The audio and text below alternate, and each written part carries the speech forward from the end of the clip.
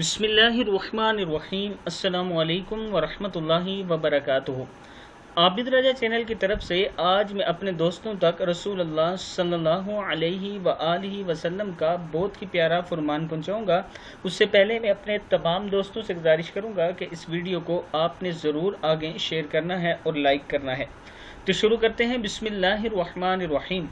सैयदना जाबिर रज़ी अल्लाह ताला अन्हु फरमाते हैं कि मैंने रसूल अल्लाह सल्लल्लाहु अलैहि वआलिहि वसल्लम को फरमाते हुए सुना, जब आदमी अपने घर में दाखिल होता है और दाखिल होने और खाने के वक्त अल्लाह का जिक्र करता है तो शैतान अपने साथियों से कहता है, यहाँ तुम्हारे लिए न रात गुजारने की जगह है और न रात का खाना। और जब दाखिल होते वक्त अल्लाह का नाम नहीं लेता तो शैतान कहता है, तुम्हें यहाँ रात गुजारने का ठिकाना मिल गया है।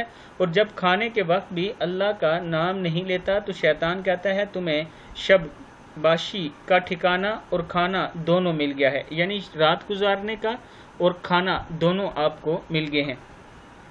घर में दाखिल होने की दुआ वाली रवायत ज़ईफ़ है। मज़कूरा हदीस के मुताबिक सिर्फ बिस्मिल्लाह पढ़कर घर में दाखिल होना चाहिए। सही मुस्लिम में ये मौजूद है।